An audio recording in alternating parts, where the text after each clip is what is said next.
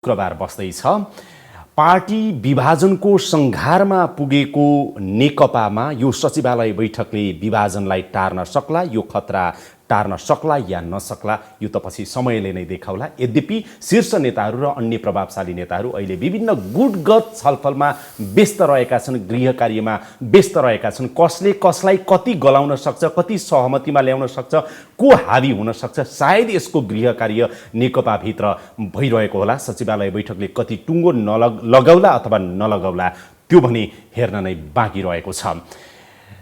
औँसीमा मिल्ने पूर्णिमामा फेरि विवाद हुने, फेरि औँसीमा मिल्ने पूर्णिमामा विवाद हुने यो अवस्था नेकपाभित्र देखिएको छ। यो अब साम्य हुन्छ, दीर्घकालीन रूपमा मिलेर जान्छ अथवा पार्टी फुट्छ, या यो नेकपाभित्रको दीर्घ रोग जस्तै हो, यो कायमै रहेर जाला। यद्यपि नेकपाका नेताहरूले यसलाई जीवन्त पार्टीमा, ठुलो पार्टीमा, विचार दर्शन सिद्धान्त नेता कार्यकर्ता भएको पार्टीमा यो स्वाभाविक हो भनिरहेका छन्। यी केही प्रश्नको सिधा जवाब आज म खोज्नेछु उपप्रधानमन्त्री ईश्वर पोखरेलसँग। स्वागत छ यहाँलाई। धन्यवाद। सन्चै हुनुहुन्छ? ठिक छ। शुक्रबार सचिवालय बैठक बस्दैछ होइन त? भोलि शुक्रबार। प्रधानमन्त्री एवं पार्टी अध्यक्ष केपी ओली अन्तत कसरी सहमत हुनुभयो सचिवालय बैठक बोलाउनको लागि? यो माफ गर्नु होला, यो तपाईँले अलिकति अल्मलिएर दुराशा त भन्ने कुरा आएन, अल्मलिएर या के भन्दो रहेछ भनेर मलाई जिज्ञासा राख्नलाई सोध्नुभयो तपाईँले है। केपी ओलीले, पार्टी अध्यक्ष र प्रधानमन्त्री केपी ओलीले बैठक बस्दिनँ, बैठक मलाई मन्जुर छैन भनेर भनेको म कल्पना पनि गर्न सक्दिनँ। म आउँदैछु जस्तो भनौँ, पार्टीमा बैठक बोलाउने त विधानको एउटा व्यवस्था छ, वैधानिक व्यवस्था छ। त्यो वैधानिक व्यवस्था हुँदाहुँदै त्यही वैधानिक व्यवस्थाबाटै जानुपर्छ भन्ने खालको कुरा हो, अन्यथाबाट जानु मिल्दैन। एक। दोस्रो कुरा, अस्ति भर्खर 26 गते भदौमा स्थायी कमिटीको बैठकले सर्वसम्मतिले 10वटा विषयमा छलफल गरेर अब यसरी जाने भनेर विभिन्न विषय छन्। त्यसमध्ये 2टा अध्यक्षको कार्य विभाजनका कुराहरू छन्, बैठक सञ्चालनसित सम्बन्धित कुरा छन्। त्यहाँ क्याटेगोरिकली के लेखिएको छ भने बैठकसित सम्बन्धित कुराहरूमा अध्यक्ष द्वयकोसितको परामर्शमा महासचिवले बैठक बोलाउने, यो हाम्रो विधिगत रूपमा त्यो स्वीकार गरिएको व्यवस्था हो, निर्णय हो। अनि यो हुँदाहुँदै अरू ढङ्गले बैठकको कुरा पर्ने कुरा त उचित होइन। पटक अध्यक्ष प्रचण्डले बैठक बोलाउँ भनेर बालुवाटारमा 10 चोटि धाउँदा पनि प्रधानमन्त्री मान्नु भएन। धुम्बाराईमा गएर बैठक बस्नु पर्यो, त्यो बैठक पनि मान्यता भएन। अब सचिवालय सदस्य मध्ये 5 जना सदस्यले बैठक बोलाउँदा भन्दा विधिसम्मत बैठकमा बस्न प्रधानमन्त्री किन भाग्नु भएको हो अथवा नटेर्नु भएको हो? यसमा त्यो दुइटै होइन, भागेको पनि होइन, नटेर्ने धन कुरै आएन, भाग्ने कुरै आएन। म तपाईँलाई भन्छु के हो भने, जब हामीले बैठक बस्ने भनिरहँदा पनि कार्यसूची केही दिन अगाडिको सचिवालयको बैठकको एउटा हाम्रो पार्टी अध्यक्ष पुष्पकमल दाहाल प्रचण्डले कन्क्लुड गर्नुभएको एउटा म कुरा सम्झिरहेको छु, मैले उहाँलाई पनि भनेको छु। एक दिन के भयो भन्दा बैठक बोलाउने कुरा भयो, बैठक बोलाउने भन्नुभयो, आग्रह यसरी नै बैठक बोलाइयो। बैठकमा के हो त भन्दा कार्यसूची पनि छैन, प्रस्ताव पनि छैन। मलाई योभन्दा लज्जाबोध भइरहेछ अहिले। कार्यसूची पनि छैन, भरे प्रस्ताव पनि छैन। हामीले भन्यौँ बैठक फरवार्ड के को लागि त, के विषयमा छलफल गर्ने? प्रस्ताव खोइ त, प्रस्ताव ल्याउने त अध्यक्ष द्वयले ल्याउने हो, अध्यक्ष र महासचिवले ल्याउने हो। प्रस्ताव छैन, बैठक भन्नुभएको छ। जे जान्दछौ बोल भनेर सोध्नको लागि त बैठक होइन होला।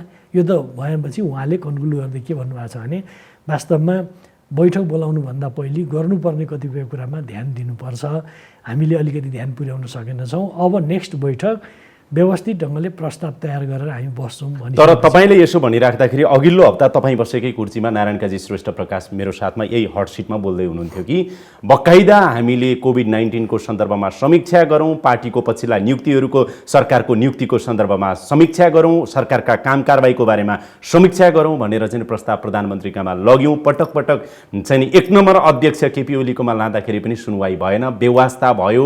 बैठक राखौँ भनेर बहुमत सचिवालय सदस्यले भन्दा पनि उहाँले टेर्नु भएन। पार्टी फुटाउनै भन्नुभयो। पार्टी फुटाउँ भन्ने शब्दावली त तपाईँहरूले कतिचोटि सुन्नुभयो होला। सुन्दा अहिले कानै पाक्ने अवस्था आइसक्यो होला तपाईँको। यद्यपि उहाँले प्रचण्डले हामीलाई यसरी सुनाउनु भयो भनेका कुराहरूसम्म पनि आए। मैले सोध्न चाहेको कुरा प्रधानमन्त्री फेरि तयार चाहिँ कसरी हुनुभएछ भोलिको बैठकको लागि भनेर मात्रै सोध्न खोजेको। तपाईँले फेरि योभन्दा यही विषयलाई अर्कोचोटि नसोध्दा राम्रो। म तपाईँलाई जस्ताको तस्तै भन्दैछु। जस्ताको तस्तै कुरा के हो भन्ने कुरा भोलि बैठकपछि पनि थाहा पाइहाल्नुहुन्छ तपाईँले है। यो को नेता आएर यो सिटमा बसेर के जवाफ दिनु म त्यता जान्न। म यो सिटमा आज जे बोल्दैछु यी चिजहरू जस्ताको तस्तै तपाईँ सुरक्षित पनि रहन्छन्, हेर्नु होला। एउटा क्लियर कुरा के हो भने बैठक गर्ने त एउटा व्यवस्था छ, त्यो विधानमा व्यवस्था छ, निर्णयमा गरेका छौँ, सर्कुलरमा जारी छ भनिसकेपछि त हामी त त्यस अनुरूप फेरि त्यसमा अर्को कुरा के हो भने समयका कुराहरू हुन्छन्, कार्यक्रमहरू जुधेका हुन्छन्, सल्लाहले प्रस्ताव व्यवस्थित बनाएर गर्नु पर्यो।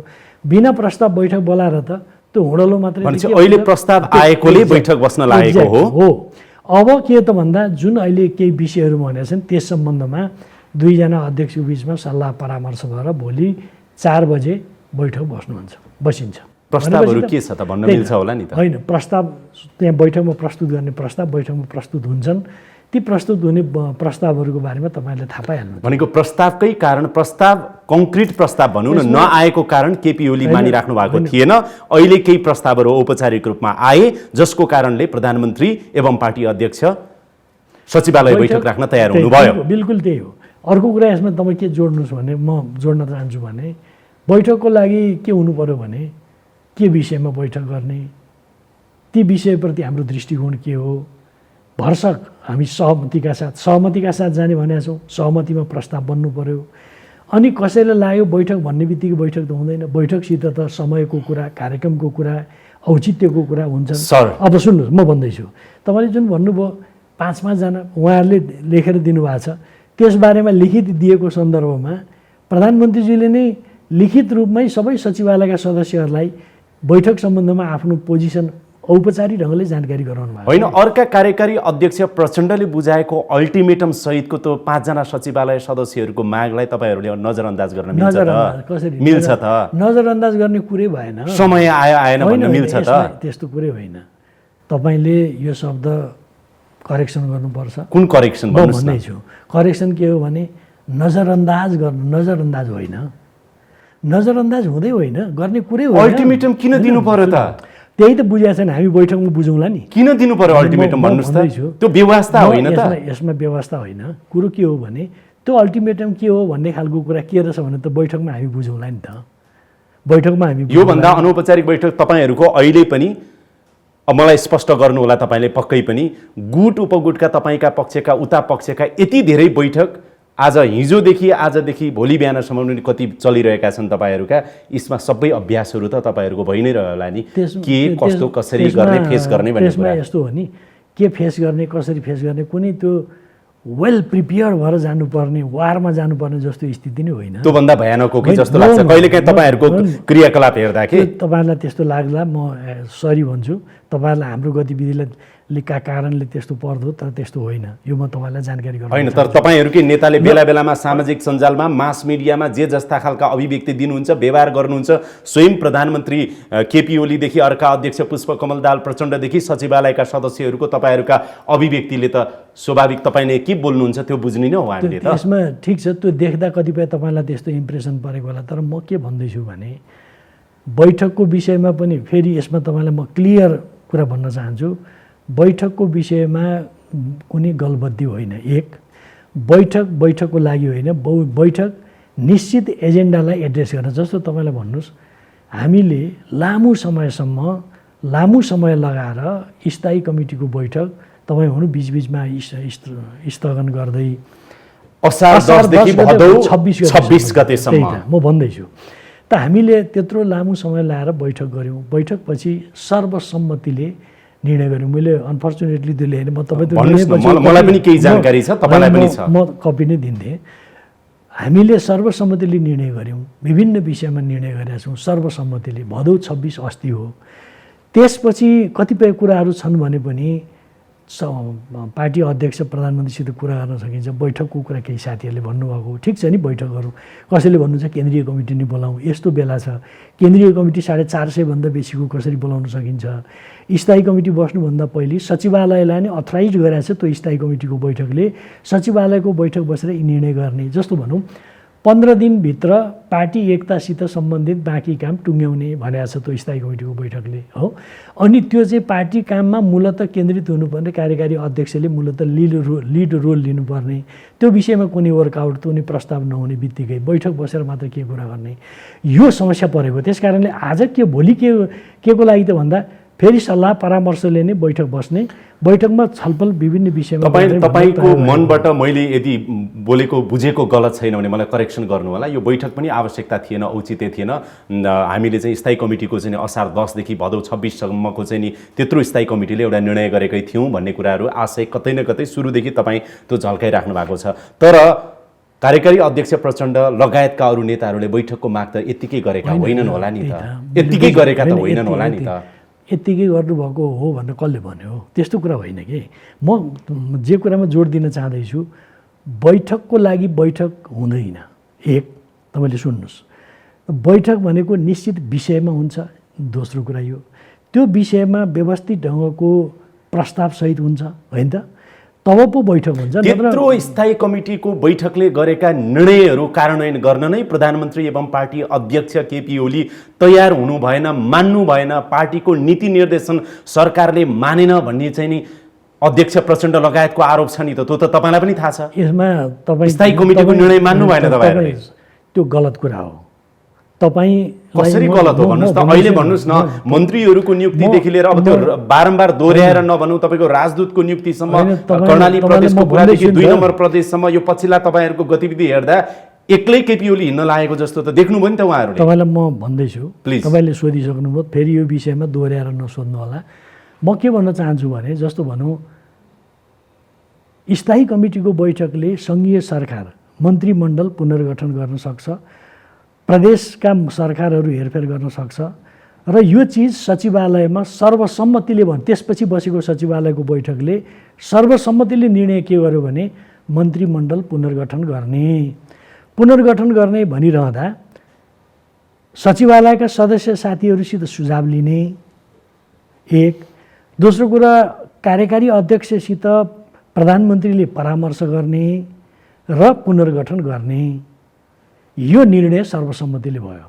यो निर्णयलाई कार्यान्वयन गर्ने सिलसिलामा प्रधानमन्त्री पार्टी अध्यक्षले अर्को अध्यक्षसित जब कुराकानी गर्नुभयो, उहाँले केही योजना प्रस्ताव गर्नुभयो, उहाँले भन्नुभयो केही टाइमलाइन राखेर निश्चित समय अवधि पुरा गरेका साथीहरूलाई बिदा दिने, पार्टी एकताको पक्षमा जो दृढतापूर्वक उभिए, जसले भूमिका खेल्न सक्छन् ती साथीहरूलाई ल्याउने र यस किसिमले पुनर्गठन गर्नुपर्छ भनिसकेपछि अब टाइमलाइनका कारणले कोही चाहिँ हट्ने स्थिति, कोही नहट्ने स्थितिलाई स्वाभाविक ढङ्गले नलिइसकेपछि त पुनर्गठन त भएन। वास्तवमा मन्त्रीमण्डल पुनर्गठनमा त्यसो हुँदा प्रधानमन्त्रीजीले के भन्नुभयो भने अब पुनर्गठन नहुने भने जुन खाली ठाउँ छ त्यही मात्रै भर्ने हो। भोलि बैठकमा पनि हामी छलफल गरौँला, प्रधानमन्त्रीले जवाफ त्यहाँ दिनु होला। प्रधानमन्त्रीजी र अर्को अध्यक्षको बिचमा त्यो खाली ठाउँ भर्ने सम्बन्धमा बिल्कुल कुराकानी भयो। कुराकानी भएपछि त्यही अनुसार नै त्यो 3टा खाली सिटमा भरियो। प्रचण्डको सहमतिमा हो। त्यही बिल्कुल सहमतिमा। भोलि त छलफल होला नि। त्यस कारणले तपाईँ हामी जो चिन्ता गर्दैछौँ बाहिर, म के भन्न चाहन्छु भने आज म यहाँ बसेर तपाईँको हट सिटमा बसेर बोल्दैछु, भोलि म बैठकमा सहभागी हुने व्यक्ति पनि हुँ र प्रधानमन्त्रीजीले जे कुरा बताउनु भएको छ कि जो त्यो छलफल भएर सबै कुरा भइसकेपछि जब पुनर्गठन हुने भएन, पुनर्गठन विष्णु पौडेल अथवा लीला श्रेष्ठ अथवा कृष्ण गोपाल उहाँहरूलाई मन्त्री 3 जना अब खाली ठाउँमा बनाउने भन्ने सन्दर्भमा प्रचण्ड र केपी ओली बीच सहमति भएको छ। बिल्कुल हामीले थाहा पाएको के हो भने प्रचण्डजी र प्रधानमन्त्रीजीको बिचमा कुराकानी भयो, टुङ्गो भयो। त्यसो भए पुनर्गठन नहुने भएपछि थप्ने कुरा मात्रै भयो। सहमत हुनुहुन्थ्यो प्रचण्ड? सहमत हुनुहुन्थ्यो। अब त्यसपछि अनेक कुराहरू उठ्यो होला नि त्यसपछि।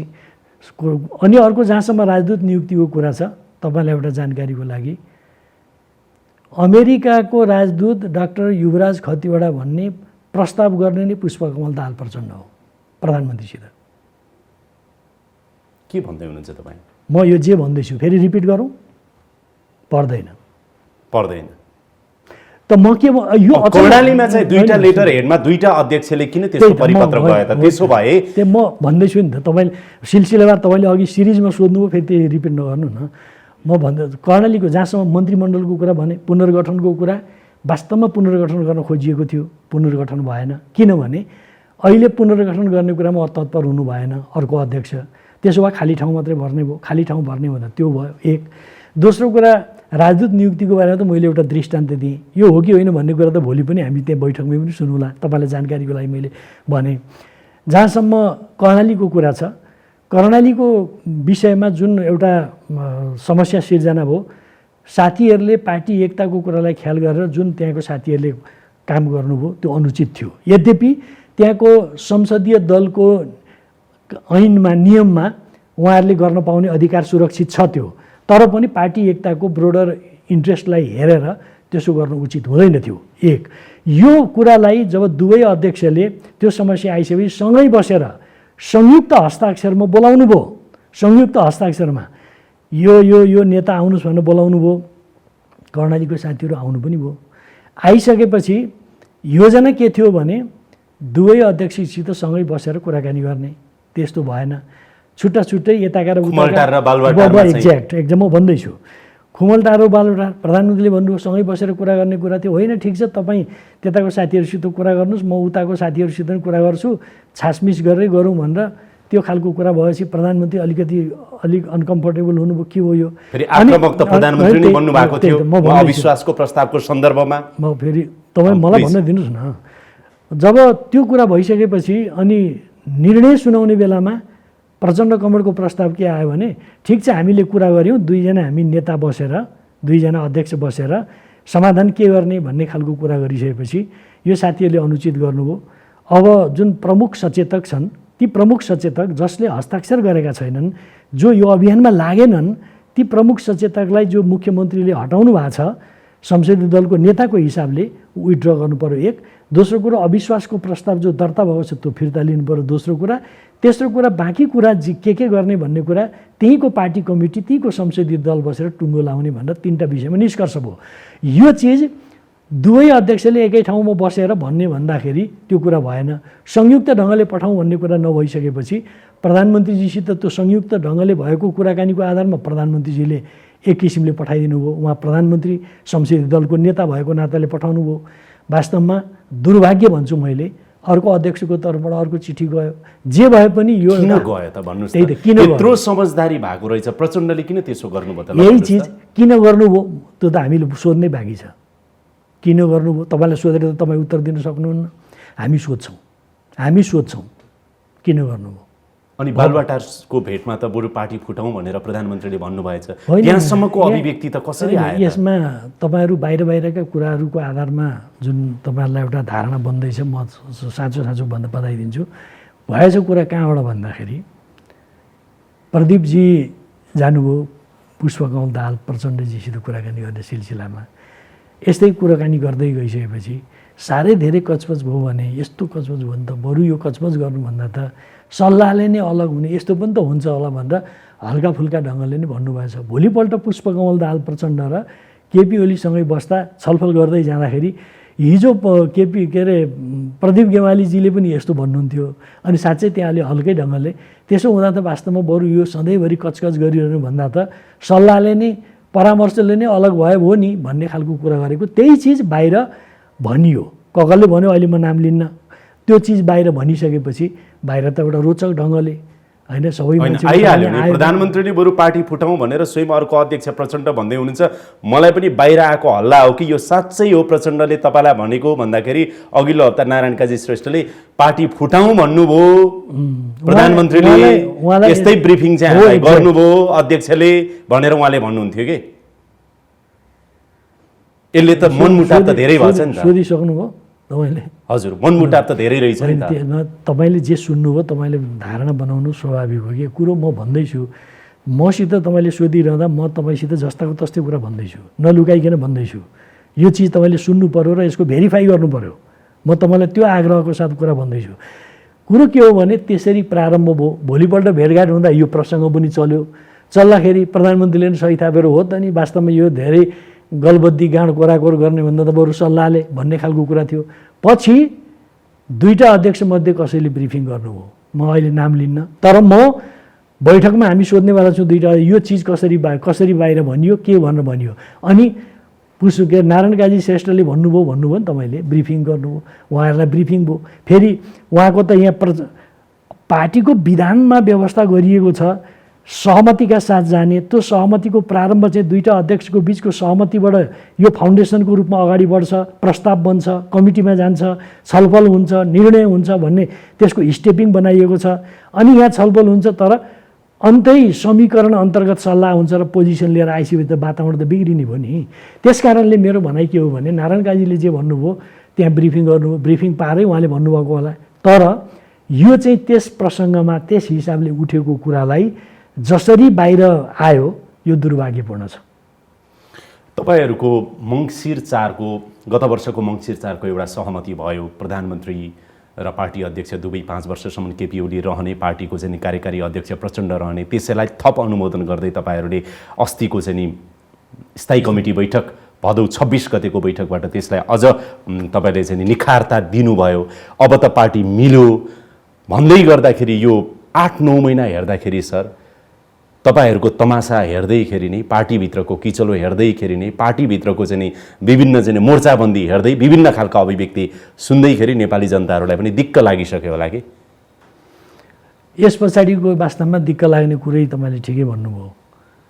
यस पछाडिको कारण के हो, म चाहिँ के भन्छु भने त्यही पार्टीको म नेता हुँदाहुँदै पनि म तपाईँलाई भन्न चाहन्छु, आज प्रकट भएका अभिव्यक्ति नै अभिव्यक्तिको विश्लेषण मात्रै हो नि, यसका भ्रूणहरू के हुन् ती भ्रूणहरू नकेलाइकन यसको बारेमा निर्कुल गर्न सकिँदैन। जस्तो भनौँ, म त एकदम कडा ढङ्गले के भन्न चाहन्छु भने आज जुन चिज प्रकट हुँदैछ यो एकताकै बेला रोपण गरिएको भ्रूणको परिणाम हो। यो त्यो भनेको म फेरि दोहोऱ्याउनुहोस् र अलिक सरल ढङ्गले भन्नुहोस् है। सरल ढङ्गले भन्दैछु, आज जुन कुराहरू प्रकट भइरहेका छन् विवादका, त्यही त जुन समस्याहरू प्रकट भइरहेका छन् यो सेन्टरबाट त्यो सेन्टरबाट त्यो सेन्टरबाट त्यो सेन्टरबाट अनेकबाट प्रकारान्तरले जे परिणाम प्रकट हुँदैछ वास्तवमा एकता गर्दा ताका रोपण भएका भ्रूणहरूकै परिणाम हो। मैले त बुझिनँ सर। बुझ्नु भएन, म फेरि बुझाउँछु तपाईँलाई, तपाईँ खालि सुन्नुहोस्। कुरो के हो भने हिजो एकता गर्दा के थियो त भन्दा, एकता गर्दा पार्टीभित्रका विभिन्न पोलिटिकल सेन्टरहरूका विदिन द पार्टी पोलिटिकल सेन्टरहरूका आफ्ना आफ्ना बुझाइ र इन्ट्रेस्टहरू थिए। जस्तो प्रधानमन्त्री केपी ओलीले के सोच्नुहुन्थ्यो त त्यस बेला, के सोच्नुभयो मलाई लाग्छ, यो मेरो व्यक्तिगत कुरा हो, म तपाईँलाई भन्न चाहन्छु।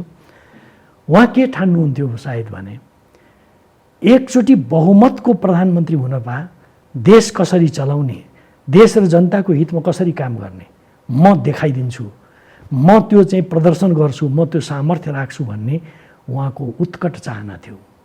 एक दोस्रो कुरा, अर्को अध्यक्ष प्रचण्डजीको क्राइसिस त चारैतिर थियो नि, पोलिटिकल क्राइसिस, अर्गनाइजेसनल क्राइसिस, पावरको क्राइसिस र अरू हिजो जुन पृष्ठभूमिबाट आउनुभयो त्यो पृष्ठभूमिद्वारा सिर्जित क्राइसिस त थियो, उहाँले बोध गर्दै हुनुहुन्थ्यो। र त्यस बेलाको पूर्व एमालेको राम्रो सङ्गठन, राम्रा कार्यकर्ताहरूलाई उपयुक्त ढङ्गले उपयोग गरेर त्यो क्राइसिसलाई म्यानेज गर्न सकिन्छ भन्ने उहाँको आफ्नो विश्लेषण सायद थियो एकताको बेला। र पुराना नेताहरू जो हिजो पूर्व पार्टी सत्ता, राज्य सत्ताको राम्रो ढङ्गले एउटा अनुभव गर्नुभएको थियो, सुखभोग गर्नुभएको थियो, अब त्यो स्थिति त लुज हुँदै थियो, त्यसले एउटा स्वाभाविक चाहिँ कुण्ठा पनि थियो। त त्यो के भने यो एकतामा आफ्नो आफ्नो भेस्टेड कुराहरू पुरा हुन्छन् भन्ने चाहनाले गर्दा कतिपय कुराहरू एकताका बेलामा विचारलाई राम्ररी मिलाउने, सङ्गठनलाई राम्ररी मिलाउने, नेतृत्वको मुद्दालाई राम्ररी मिलाउने कुरा हुन सकेन। हो त्यही कुरा आज प्रकट हुँदैछ। तपाईँ यो भन्दै हुनुहुन्छ, म त यसलाई पुरा गर्न दिनुहोस्। के हो भने हिजो त्यो कुरा थियो, अनि हिजो यसको अर्थ के भने एकता त भयो तर आफ्नो आफ्नो सेन्ट्रलाइज्ड इन्ट्रेस्ट त थियो नि, बुझाइ त थियो नि, त्यो बुझाइ अहिले प्रकट हुँदैछ। कुरो के हो भने जस्तो कसरी म यो अभिव्यक्ति भन्न चाहन्छु, केपी ओली के चाहनुहुन्छ भने सरकार कसरी चलाउनुपर्छ, देश र जनताको हितमा कसरी सरकार चलाउने भन्ने कुरा जब केही गर्न खोज्नुहुन्छ बाधा त छ। अर्को कमेन्टलाई के लागिराखेको छ, हिजो जुन क्राइसिस थियो त्यो क्राइसिस म्यानेज होला भनेको आफ्नो हकमा, त्यो त क्राइसिस त म्यानेज भइरहेको छैन।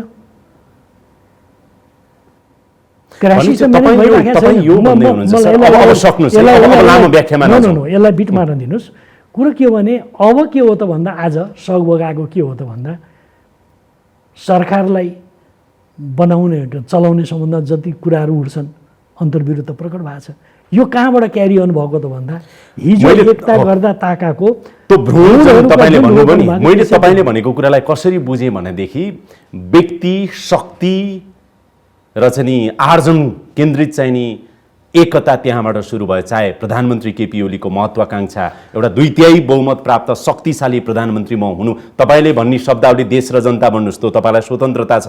अब मैले भने शक्तिशाली प्रधानमन्त्री बन्ने चाहत अब जसलाई पनि हुन्छ, केपी ओलीलाई थियो, त्यो आर्जन गर्नुभयो। सायद अब प्रचण्डलाई तपाईँले भन्नुभयो अब क्राइसिसमा गएको त्यति बेलाको माओवादी कम्तीमा तालमेल गरेर पार्टी एकता गरेर पावर सेन्टरमा रहिरहनु थियो। अहिले कति हुनुहुन्छ, अब के हुन्छ त्यो हेर्न बाँकी छ। व्यक्ति केन्द्रित राजनीति नै र व्यक्ति केन्द्रित भएर गरिएको एकता नै त्यो भ्रूण नै गलत थियो तपाईँ भन्दै हुनुहुन्छ। जहाँ विचार पर्खिनुहोस् है, जनताको बहुदलीय जनवाद, त्यसमा पनि आउँछु म, अथवा माओवादीले भन्ने गरेको के 21औं शताब्दीको के नयाँ जनवाद भनेको जस्तो त्यसभित्रको फ्युजन हामीले गर्न जानेनौँ। यसलाई अझै म मिलाइदिन्छु, राटो मिलाइदिन्छु तपाईँको भनाइलाई। कुरो के हो भने मेरो हिसाबले म शब्द प्रयोग गर्छु, हिजो आफ्नो आफ्नो बुझाइ विश्लेषण, आफ्नो आफ्नो इन्ट्रेस्ट, आफ्नो आफ्नो भर्सनका साथ एकता भयो।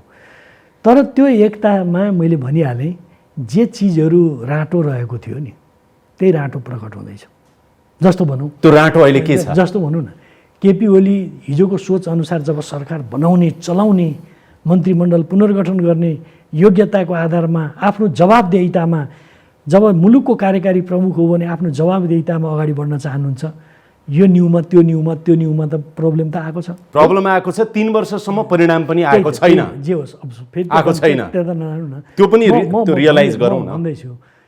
कुरो के हो भने जब त्यो उहाँबाट उहाँको चाहना अनुसार हुन सकिरहेको छैन, गर्न खोज्नुहुन्छ हुँदैन, उहाँ जसरी अगाडि बढ्न खोज्नु भएको छ त्यो पाइरहनु भएको छैन, अर्कोतिर त्यही छ भन्दाखेरि अब के हो त समाधान भन्दाखेरि यो उचाइमा प्रकट भएका समस्यालाई समाधान गर्ने एउटा विकसित सामर्थ्य निर्माण नगर्ने हो भने त हामीलाई त सङ्कट छ नि। त्यो अलौकिक रूपमा कसले ल्याएर दिन्छ त, गर्ने त तपाईँहरूले होला। त्यही त भन्दैछु, अलौकिक कसैले भनेकै छैन। अलौकिक रूपमा कसैले ल्याउने भनेको होइन, हामीले नि हामी भित्रैबाट कहिले गर्नुहुन्छ त? कहिले यस्तो नि, यसको कुनै तिथि मिति क्यालेन्डर पल्टाइदिउँ। क्यालेन्डर पल्टाउनु पर्यो नि सर। 3 वर्ष यो सरकारको चाहिँ नि काम सकिन लागिसक्यो। केपी ओली आलोचित हुनुहुन्छ। नेकपाको अहिले पनि अवस्था त्यस्तो शक्ति आर्जन गरेको नेकपा अब भोलि चुनावमा गयो भने के होला भन्ने कार्यकर्ता बिच चर्चा हुन थालेको छ। अब क्यालेन्डर त चाहियो सर, चाहियो। त्यही त म भन्दैछु नि त, तपाईँले जिज्ञासा राख्नुहुन्छ, फेरि प्रश्न फेरि होइन, जवाफ त दिनु पर्यो नि त तपाईँले। कुरो के हो भने जवाब प्रश्न गरेपछि जवाब सुन्ने, त्यसपछि फेरि होइन। आज तपाईँले गजबले व्याख्या गरिराख्नु भएको छ सर, गजबले व्याख्या गरिराख्नु भएको छ, प्लिज। त्यस कारणले म के भन्दैछु भने जस्तो यो प्रब्लम आयो, अग्रगति र प्रगति जुन उचाइमा हुन्छन् चुनौतीहरू पनि त्यही उचाइमा आउँछन्। आज पार्टी एकता बसेर जुन यो ठाउँमा हामी आइपुगेका छौँ त यही ठाउँका हाराहारी बराबरीमा चुनौतीहरू पनि छन् नि।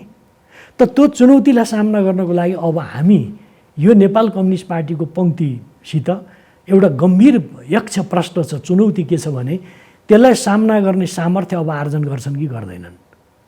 म त एकदम निष्क्रिय एकदम पृथक ढङ्गले म भन्दैछु कि आज हाम्रो अगाडि एउटा चुनौती के छ भने अब यो चुनौतीलाई सामना गर्नको लागि सामर्थ्य आर्जन गर्नुपर्छ। त्यसको लागि त्यो सामर्थ्य भनेको के हो भने पार्टी निर्माणसित गाँसिएका मुद्दाहरू जो हिजोदेखि पढ्दै आयौँ, पढाउँदै आयौँ, अब यसमा रिभिजिट गर्नुपर्छ। एक, हामीले रिभिजिट गर्नुपर्छ। एक, दोस्रो कुरा हामीले डेमोक्रेटिक प्र्याक्टिस जे कुरा गर्दैछौँ, डेमोक्रेटिक प्र्याक्टिस भनेर जे कुरा गर्दैछौँ त्यो डेमोक्रेटिक प्र्याक्टिस जो अहिलेसम्म गरेका छौँ त्यो डेमोक्रेटिक प्र्याक्टिसको पनि रिभिजिट गर्नु जरुरी छ।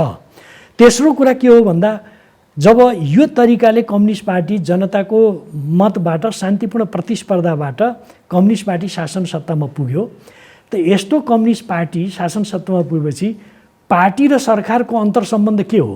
ट्रेडिसनल ढङ्गले जे बुझिरहेका छौँ हो, यो हामीले बुझ्दै गरेको यो चिज छ, यसमा पनि रिभिजिट त्यो त सरकारमा आफू भएको बेला गर्ने विश्लेषण र सरकार बाहिर रहेर पार्टी अध्यक्ष आफू भएर अर्कोले सरकार चलाइरहेको बेला गर्ने विश्लेषण, यो समय देश अवस्था अनुसार फरक हुँदो रहेछ सर। म अहिले त्यता गइन, मेरो तपाईँ नो तपाईँ त्यसमा जानु पर्यो। तपाईँले कन्फ्युजन क्रिएट गरेर क्वेसन गरेर कन्फ्युजन क्रिएट गरेर क्लियर गर्नुहोस् न त।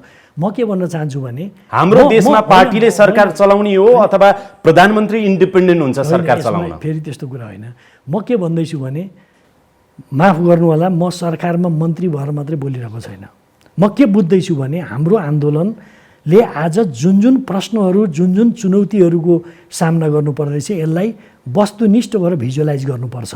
त्यो भिजुअलाइज गरेको, मैले भिजुअलाइज गरेको कुरा त्यो अघि तिनवटा भने, यी मुद्दाहरूमा अब हामी महाधिवेशन गर्छौँ या कुनै नेसनल फोरम गर्छौँ।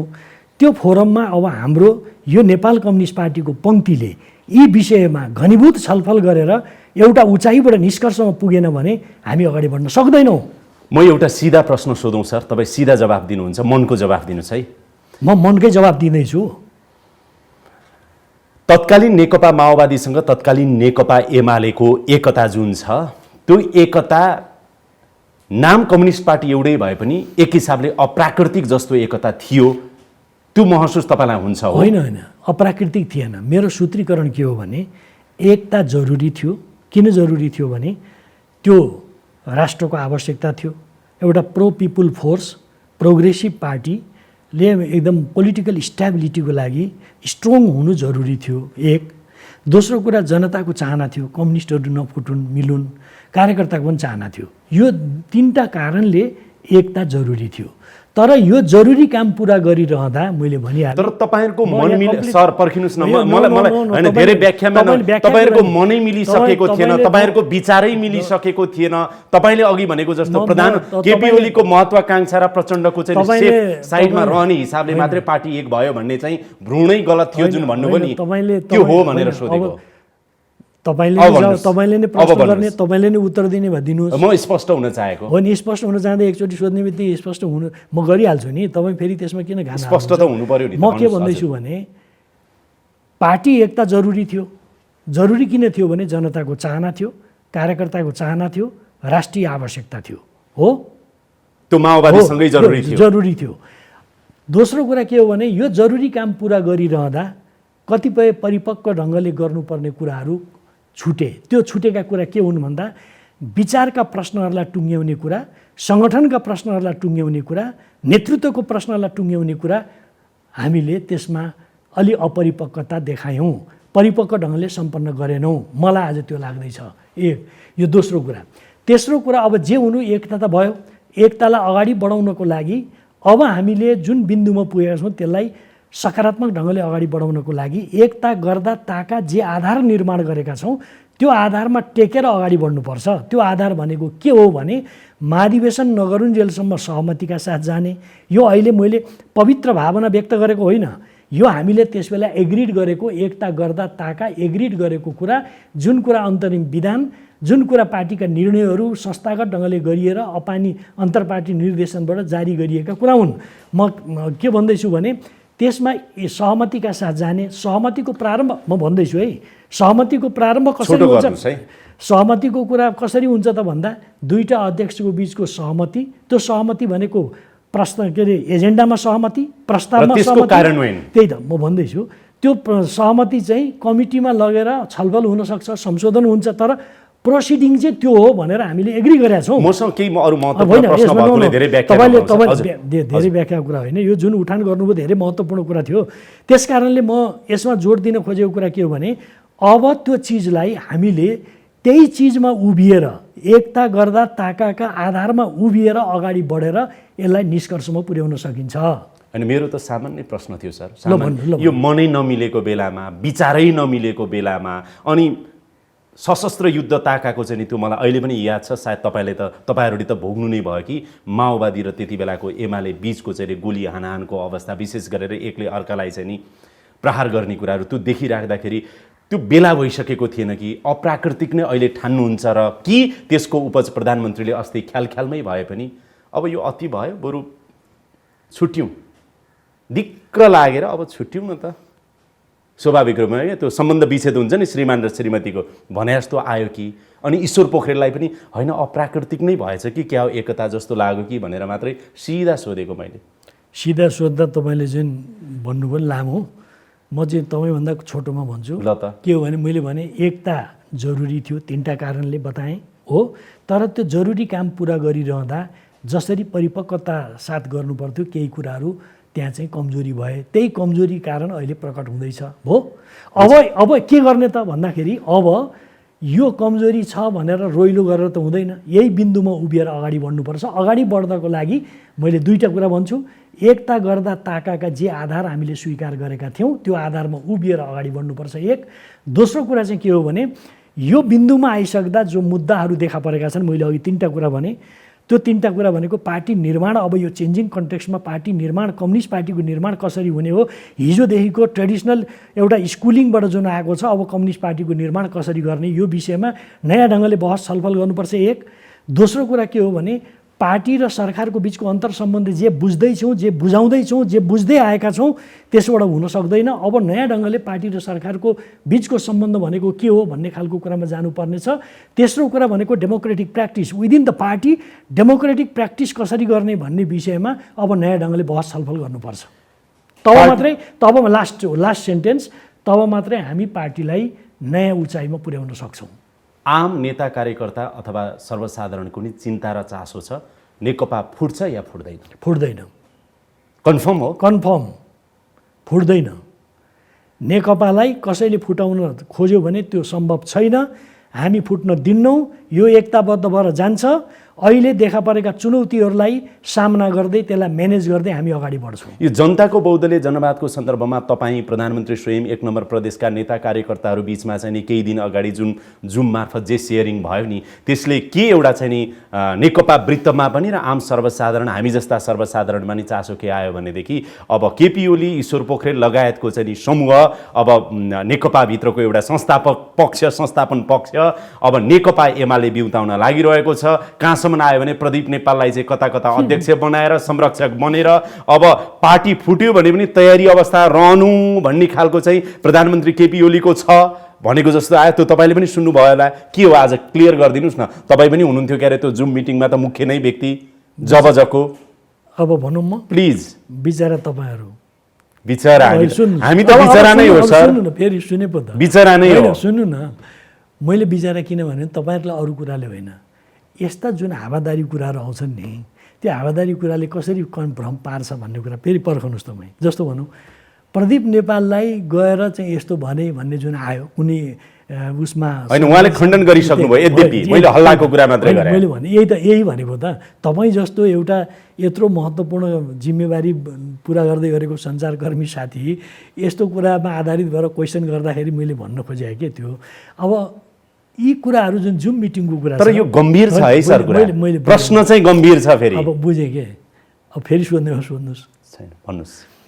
त्यस कारणले मैले के भन्न खोजेको भने यी बाहिर आएका तमाम कुराहरूसित जस्तो यसको सत्यासत्य के हो भन्ने कुरा एक ढङ्गले तपाईँहरू बुझ्नुहोस्, त्यही आधारमा मात्रै एउटा धारणा बनाएर आफूलाई प्रस्तुत गर्नु उचित हुँदैन भन्ने मलाई लाग्छ। जहाँसम्म मैले भने यो जबको कुरा हो, 2टा पार्टी एकता गर्दाखेरि हामीले एग्रिड गरेको कुरा के हो भने एकता महाधिवेशन नहुन्जेलसम्म नेपाल कम्युनिस्ट पार्टी माओवादीले प्रयोग गरेको माओवाद र 21औं शताब्दीको जनवाद, नेकपा एमाले अवलम्बन गरेको जनताको बहुदलीय जनवादका सकारात्मक कुराहरूको अध्ययन गर्दै छलफल गर्दै हेर्दै र महाधिवेशनमा छलफल ओपन भएपछि टुङ्गिने भन्ने भनियो हो। तर यसको अर्थ के भने ती विचारको बारेमा त्यसको बारेमा कसैले छलफलै गर्न पाउँदैन, बोल्नै पाउँदैन भन्ने कुरा त होइन। तर हाम्रो आधिकारिक कुरा के हो त भन्दा जनताको जनवाद जो अहिले हामीले एकता गर्दा जारी गऱ्यौँ दस्तावेज, त्यसबाटै निर्देशित भएर जाने हो। हिजो पूर्व माओवादीको आफ्नो विचारको श्रृङ्खला थियो होला, पूर्व एमालेको थियो होला, त्यो यथा समयमा बहस औपचारिक बहस छलफल गर्छौँ, लुकेर गर्ने विषय नै भएन यो।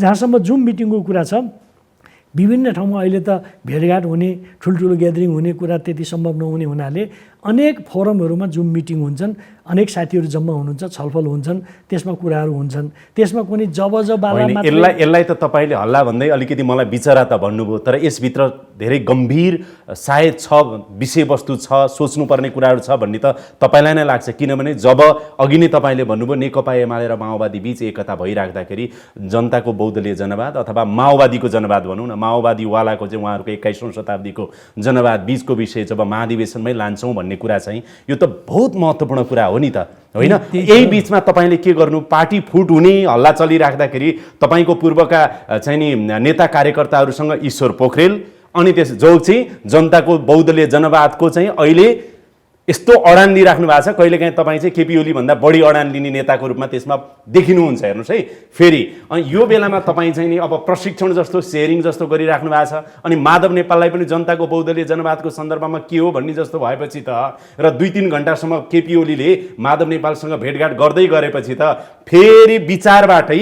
पूर्व माओवादी र पूर्व एमालेको किता छुट्याउँ भनेको जस्तो देखियो नि भन्न खोजेको के। प्रश्न कति लामो गरे त तपाईँले? होइन, अलिकति त सन्दर्भ जोड्नु पर्यो नि। अनि प्रश्नमा सन्दर्भ जोड लामो बनाइदिने। अनि तपाईँ हल्ला मात्रै भन्नुहुन्छ, विचारा भन्नुहुन्छ, तर विचारा कुरा मात्र होइन ईश्वर सर। फेरि प्लिज, अब सक्यो होइन प्लिज। कुरो के हो भने मैले तपाईँलाई विचाराको कुरा गरिनँ, यस्ता खालका सतही हावादारी कुराबाट प्रभावित हुनु हुँदैन भन्ने सन्दर्भमा भने हो। तपाईँ जस्तो मान्छेलाई किन भन्ने। एक दोस्रो कुरा, जब विचार एज सच कुराकानी गरिरहँदा छलफल त हुन्छ नि जबको बारेमा। तपाईँले अस्ति जेठ 3 गते पुष्पकमल दाहाल र केपी ओलीले संयुक्त ढङ्गले जारी गरेको वक्तव्य हेर्नुहोस् त, त्यसमा उहाँहरूले के भन्नुभएको छ, हामीभन्दा अगाडि बढेर किन औचित्यपूर्ण, किन ऐतिहासिक, किन क्रान्तिकारी विचार हो भनेर पुष्पकमल दाहालले बोल्नु भएको छ। त यो त्यसमा हामीले तरङ्गित हुनु पर्दैन। अब यथार्थ सधैँ विगतमा हुँदैन, यथार्थ वर्तमानमा, पछिल्लोलाई यथार्थ भन्नु पर्यो कि। फेरि तपाईँले जे सोध्नु, विगत जेठ 3 को कुरा छोड्नुहोस् न, अहिलेको मङ्सिर 4 त्यसपछि अहिलेको कुरा भदौ 26 को कुरामा आउनु परिसक्यो हामी त। तपाईँले सोध्नुहुन्छ मलाई उत्तरै दिनुहुन्न प्लिज। अनि प्लिज भन्ने फेरि सोध्ने त भएन नि त। के हो भने मेरो यसमा तपाईँसित के भनाइ भने अब नेकपा एमाले भएर हामी रिभाइभ हुँदैनौँ। अब माओवादी केन्द्र पनि फेरि रिभाइभ हुन्छ भन्ने म ठान्दिनँ। अब हाम्रो भाग्य भविष्य नेकपामै छ, त्यही नेकपालाई सुदृढ बनाएर जाने हो। त्यसमा विचार व्यवस्थित थिएन भने व्यवस्थित बनाउने हो, सङ्गठन व्यवस्थित थिएन भने व्यवस्थित बनाउने हो, नेतृत्वको कुरा व्यवस्थित छैन भने व्यवस्थित बनाउने हो। जाने त्यहाँ हो।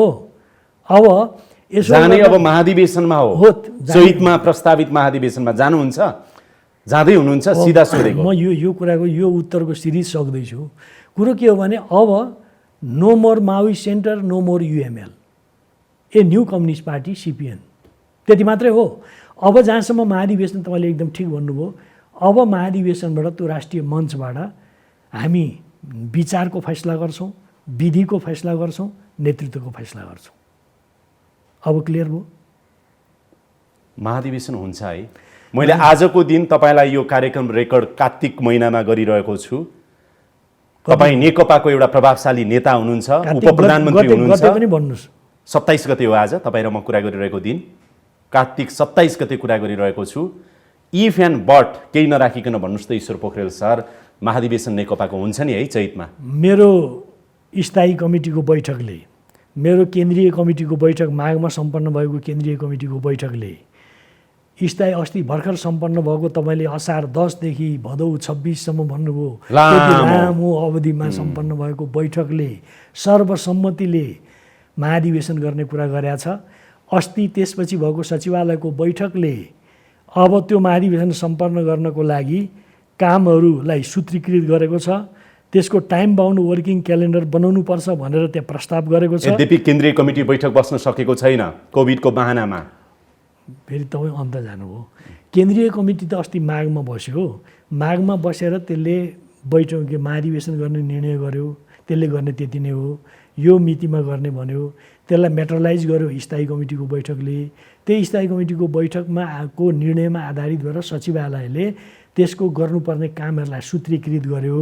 त्यो सूत्रीकरण गरे अनुरूप जसलाई जिम्मेवारी तोक्नुपर्ने हो राम्ररी तोकि नसकेको कारणले अलिकति ग्याप जस्तो भयो। अब हामी यो बैठकहरूमा त्यस विषयमा छलफल गर्छौँ। संस्थागत ढङ्गले महाधिवेशन चैतमा गर्ने कुरा भएको छ। म त्यही पार्टीको एउटा जिम्मेवार व्यक्ति, अब महाधिवेशन त्यसमा हुन्छ कि हुँदैन भनेर तपाईँले सोध्नुभएको प्रश्नमै हो कि क्या हो भनेर म कसरी जाने? होइन, मेरो प्रश्नमा त तपाईँले जवाफ दिने, तपाईँ अथोरिटी हो, त्यस किनभने कारणले सचिवालय सदस्य हो। म अथोरिटीका साथ भन्दैछु, महाधिवेशन हुन्छ, महाधिवेशन गरिन्छ।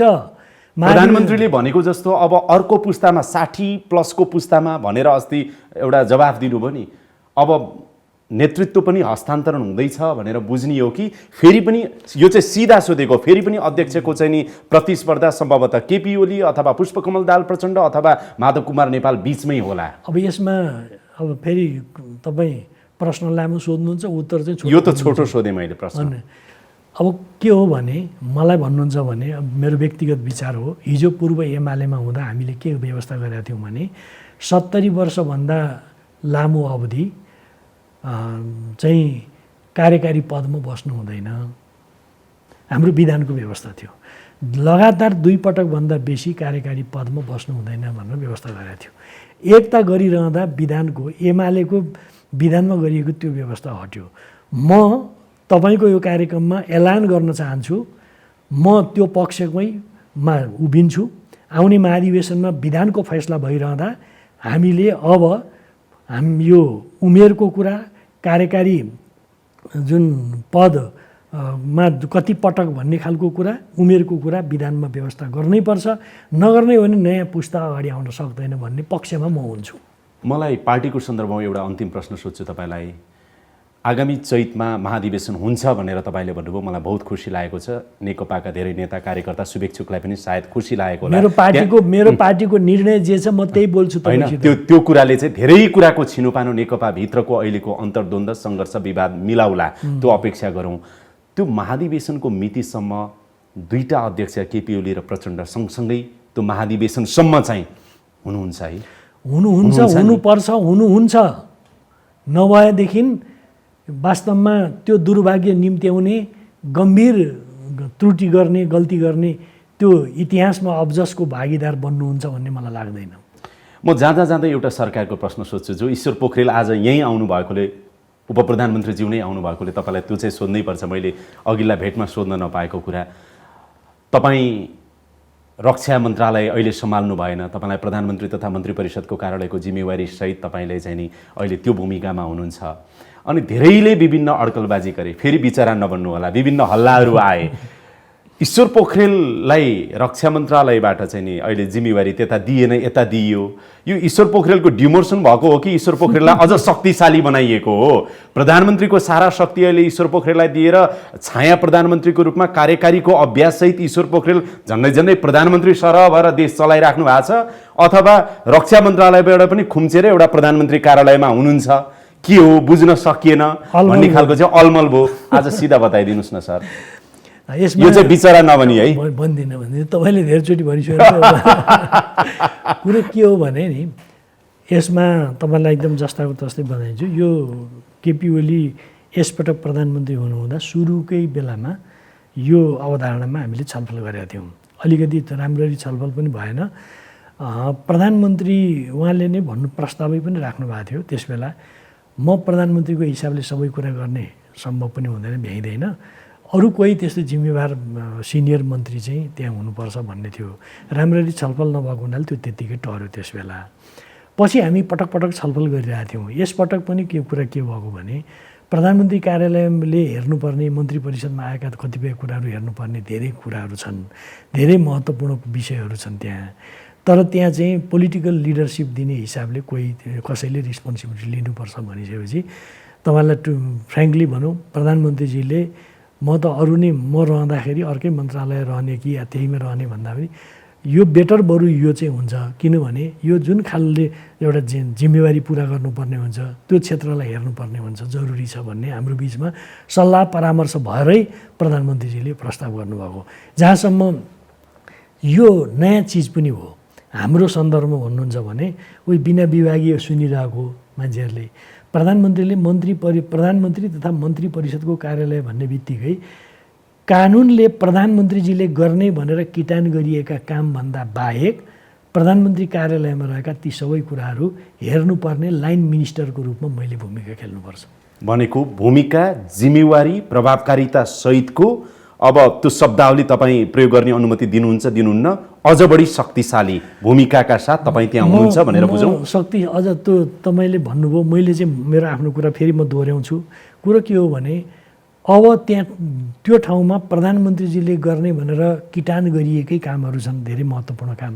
ती कामभन्दा बाहेक जो त्यहाँ काम छन् ती काम चाहिँ प्रधानमन्त्री तथा मन्त्री परिषदको कार्यालय हेर्ने मन्त्रीको नाताले, लाइन मिनिस्टरको नाताले मैले पुरा गर्नुपर्ने हुन्छ। होइन, अहिले छन्, पहिलाको प्रधानमन्त्रीको जस्तो बेला छैन। अहिले सतर्कता केन्द्रदेखि अनुसन्धान विभागदेखि के राजस्व अनुसन्धान विभाग पनि राष्ट्रिय गौरवका के राष्ट्रिय गौरवको त तपाईँहरूले ब्रिफिङ पनि लिनुभयो क्यारे, अलिअलि निर्देशन पनि दिनुभयो। तपाईँका भूमिका अहिले अलिअलि त्यहाँ देखिन्छन्, सुनिन्छन् हामीबाट पनि। अब कति सही कति गलत हुन्, तर तपाईँलाई कति शक्तिशाली हुनुभयो भएन, कति प्रभावकारी भूमिका दियो दिएन भन्ने कुरा चाहिँ तपाईँले त्यहाँ रहेर गर्ने निर्णय, तपाईँले गर्ने दिने निर्देशन कति लिखित र कति मौखिक हुन्छन् भन्ने कुरा लिएर परिवर्तन कति आउँछ भन्ने कुराले पनि निर्धारण गर्ला। तपाईँले फेरि लामो सोध्नुभयो।